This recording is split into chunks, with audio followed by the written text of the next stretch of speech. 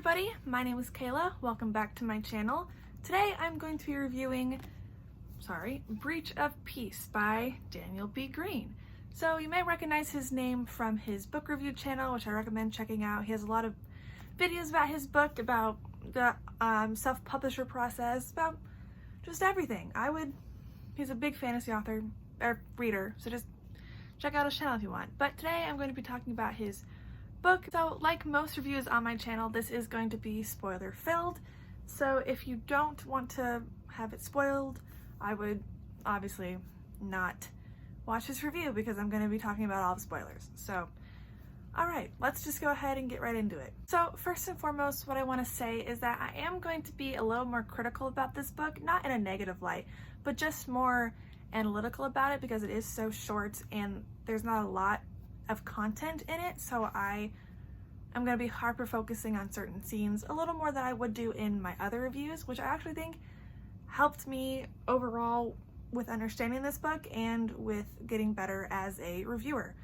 So let's talk about the book. The opening scene was really interesting to me. I love books or series like this, worlds like this, that just kind of throw you into the thick of things, don't really explain a whole lot in the first scene. I mean, we're thrown into this super brutal murder of these really high-standing people, and there's like whispers of a rebel group, of like a coup kind of, not exactly a coup, but like of a rebel group that are attacking the heart of the empire, you know what I'm saying?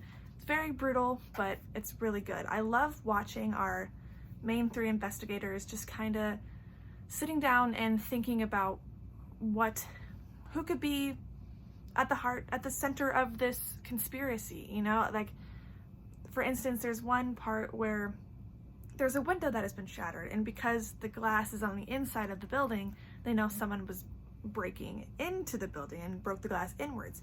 It's just cool little moments like that because I love reading crime and horror and thriller kind of novels, so that is like perfect for me. However, I do wish that the crime scene kind of went for longer in the book, because you get the beginning and then they go down to the cellar, and then after that you kind of figure out who it is and then they go on to something else. I wish we would have gotten a little bit more of the backstory of the Pruitt family, which I don't know if we're gonna, in the future novellas, there's not a lot of time to spend on anything in the book, so you're kind of jumping from scene to scene to scene to scene to try to get the overall novella arc. But I wish we would have gotten just a little more, but I always want a little more of everything, especially with a book this small, but for the most part, I loved it. Another small issue I found with some parts of this book was a little bit of the wording. Like, for instance, one of the lines is, Khalid took a drag of her cigarette without even knowing she picked it up. You know, like without a cigarette she didn't even know she had. Which maybe it's because I read a lot of like fan fiction or like stuff like that where like she let out a breath she didn't even know she was holding. I just kind of rolled my eyes at it. It was funny, but I do love the whole that she has a quirk that she's a chain smoker and just doesn't know that she has it in her hand. You know, I loved it, but that wording just made me giggle a little bit.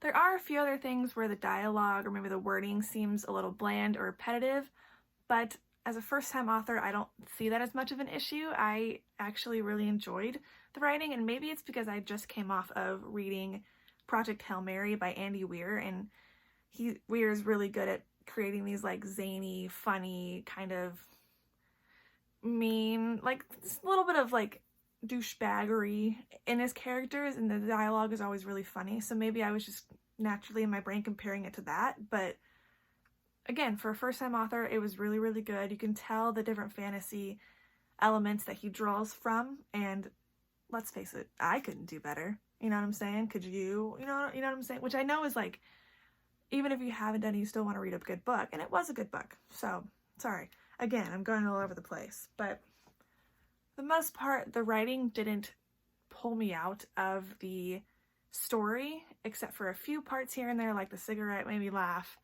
For the most part, it blended smoothly. I also love how Khalid is like this bad booty detective and gets the job done, but as soon as she sees her husband, she kind of melts. You know, like there's a line where like the world stops or like something. Like I love that we start this story with their relationship already established. They're already together. They're married. They have like these married couple bickering moments. I just wish we would have got to spend more time with Samuel. I mean, when we first meet him, we set up the whole thing that he's with Clyd, and then it's my phone. I know it's sounds like Clyd, like with that kind of thing, but I'm just gonna say Clyd because it's easier. And we know that Samuel has a long-standing like feud with Chapman, and we see them frequently fighting throughout the whole thing, but I would have loved to know why and just to see more of Samuel. We don't get to see a whole lot of scenes of them fighting, as opposed to, I mean, other than the end scene where they're fighting in the alleyway and like all the bystanders are looking. We don't get to see much of why they're feuding or what happened or get much of a resolution to that at all. And then with him dying at the end, it's like, well, what's going to happen? And we didn't get to see much of Samuel because, for instance, after the fight, Clyd sends him away. We don't get to see him much. And then in the final battle scene or like action scene with these like demigod creatures, he's not with Clyd, our main character that we follow for most of the time. We just don't get to see a whole lot of him, and then he dies. So it's like, I don't know if there's like in his magic system there's some sort of way to bring people back to life, but he was just dead in an instant.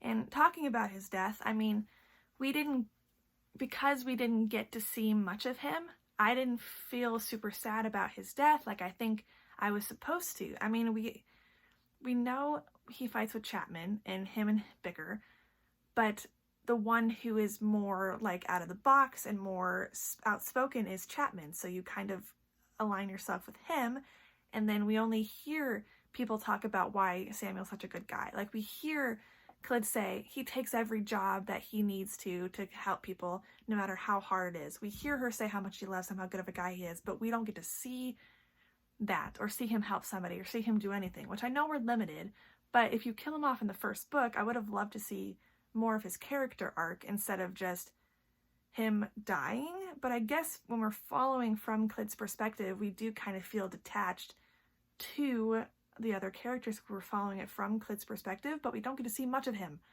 really at all. I don't know. I just would have loved to see more of him. And I thought we were going to, and then he just died. I was like, what? Maybe he'll come back to life, but I don't know. I don't know. However, one scene that I did like, that I felt connected with the characters and I felt like I was in their shoes, actually felt like I was seeing through their eyes, was in the second chapter where they were searching through the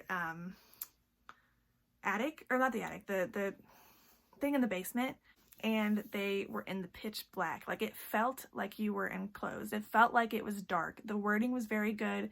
He played with a lot of senses, like sense of smell, sense of like you can hear things that are happening but you can't see them, like footsteps, you can hear it. Like it was very encapsulating and I felt like I was there. And then the description of like the demon creature that we later found out was Pruitt, I thought was very, very well done. It was kind of makes you gag a little bit. It was very well worded. It was very good. I love that scene. I think for me it was the strongest scene of the book. It was very, very good. I enjoyed it. And I love the last line of that section, or of that chapter. I can't remember if it was the last word of the chapter, if it was the last one just of that section. But when it was like, and with that, Clyd left the last crime scene investigation of her career. It was great foreshadowing, because now you're like, oh no, what happens? Does she die? Does she get kicked off? Like, what is going on? What happens? Does she get turned into the same thing Pruitt does? At that point, we don't know it's something you turn into, but you're thinking that the entire time. I do think the second instance of this, later on in the series, when they say, and with that, Clyd and Samuel shared their last kiss ever. You know what I'm saying? Like that, I feel like that one was a little bit too much because we already had that, and now we're like, oh no. I don't know, maybe it narrows it down, but I just thought that one was a little too much. But still, I loved it. I don't know. Every criticism I have, it's just me being analytical, and I'm not saying it's a bad novel whatsoever. It's just because I was being more critical this read through, I noticed more things, you know what I'm saying? But this book is really good. Okay, next point. Another thing I really liked was the relationship between Clyd and Chapman, because Chapman and Samuel hate each other, but Clyd, they're all trained in the same environment, like same unit or whatever you would refer to it. And I love that Clyd and Chapman are still friends, and it's a great balance between the kind of brooding, kind of jack booty person Chapman is around everyone else. He slightly lightens up with Clyd. I mean, he's still a rude, very, very rude guy, but he starts to realize his flaws when he talks to her. Like, for instance, she's like, are you serious? Like, she starts like, are you serious? You don't notice these things? She's like, you're rude this way. You do this, you do that. And he's like, oh. And I love that they have that relationship, that she can just call him out, and he's like, ah. I mean, it really lures you into a false sense of security, thinking that maybe he's just someone who's misunderstood. That's why he overcompensates with his anger and with being mean, because he's just sad on the inside and doesn't know how to cope well. And then he just betrays them. Yeah, he's a part of the rebellion. But I just love how that builds up. And we're going to talk a little bit about that at the end, after I talk about this next point of, like, just my bullet points that I'm going down and talking about. So there has been a lot of talk about authorial intent. And if you write something, does that mean you agree with it? So, particularly surrounding this book, because we follow the story from a perspective of Clyd, from these detectives who are, you know, the officers of God, who are allowed to do whatever they want, who are indoctrinated into this religious cult and given so much power, can abuse their suspects if they want to, can straight up kill them. You know, if they want, Clyd murders a woman in cold blood, you know, shoots her 3 times because she gets mad at her and kills her. Sorry, my fridge just turned on. If you've been on my channel before, you know it turns on and it's loud. But these officers have obviously way too much power, and we don't see a lot of character growth for them realizing that they are wrong. A lot of the times we see them boasting about how much power they have or abusing their power. I mean, there's even lines where they're like, we can do whatever we want, or like, people grow up and kids want to be kids want to be officers instead of soldiers. Like, we are the best of the best. People want to be these things. People give up their lives to be turned into these demigods that just kill whoever they want because God told them to. You know what I'm saying? It's just, there were not many moments where they regretted it, as opposed to except for the end when Sam died, which I think will, in the future books, cause Clyd to kind of change her viewpoints and start to realize that this is not something that she should be partaking in. I mean, even at the end of the book, before she was captured by the demigod, she was going to go over to the rebellion because that's the only place she had to go. And I think it's incredibly hard to change a character's viewpoints because they just realize what they're doing is wrong. I like with this book how Clyd is probably, her character arc is she's going to start seeing the thing she subscribes to, this religious cult she's in, as negative, because it finally, all the hate she was pushing out into the world, all of the power she had, finally came around and bit her in the butt and killed her husband, which I like how it's kind of taking that turn. And I love talking about the whole Chapman thing. We spend the entire book thinking that the rebels are the bad guys. The rebels are the ones that are trying to attack the Empire. But then you take a step back and realize that these officers are the ones that are in the wrong, that have too much power, that are just killing people and torturing people that they want to because they have the power of God to do this, which is not good at all. But you start to question, maybe the rebels are the good guys.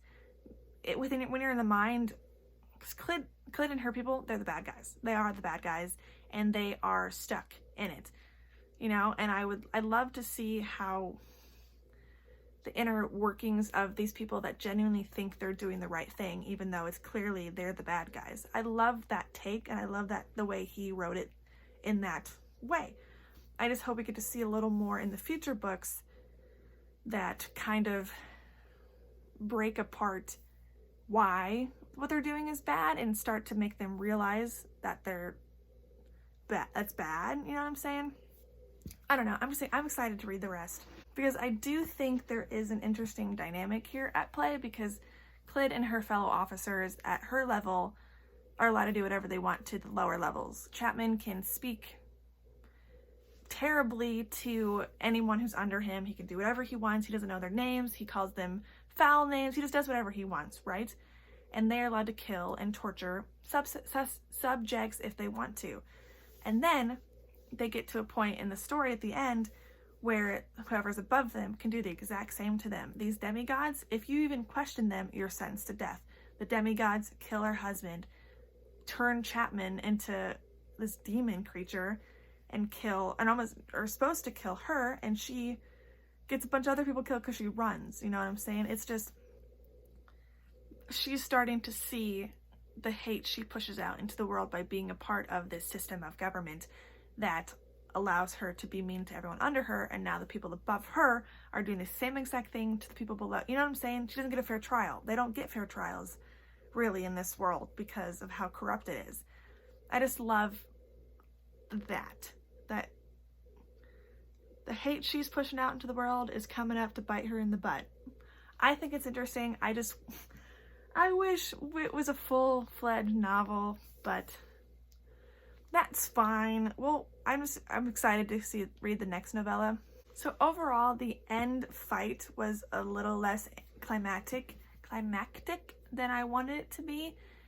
We get introduced to these demigods who obviously have a lot of power and who are very strong, but we don't, or just one demigod, but we don't get to see a lot of them in action at all. They just kind of run through, kill everybody, and kill Samuel, and that's it. And then 2 seconds later, Chapman is demon, whatever he is proved to be stronger than him because he fights a demigod, and Clyd is surprised by it. It moved so quickly, and there wasn't a lot of, it wasn't as tense as the beginning scene in the cellar. Like, if these demigods would have been introduced throughout the book a little more before that, and it was a constant threat that was placed over them, I feel like it would have had a more of an impact for me instead of just coming out of nowhere and then immediately killing everybody. But I loved how its words were put in bold, how he calls her a little rabbit. I love that. Oh, yeah, little rabbit's right there. It reminded me a lot, if you've seen Avengers Age of Ultron, just when Ultron enters and he's kind of just walking slowly, and he's, you know, it's the guy from the Blacklist, his voice, and he's just walking and he's like, well, hello everyone. It was creepy the way he just, it's like guttural, scary monster, like run. He was scary, but I wish there was just a little more tension there. I don't know. I don't know. See, every negative has a positive for me too. I don't know. Again, I'm just being more critical than I normally am because, I don't know, I have more time to. The ending scene though in the precinct where she's kind of running through the brothel and she gets to the precinct and she's talking to these officers like June, and I don't know the rest of their names, but she's talking to them and mere seconds later they're dead because the demigod is there. I think it was written well.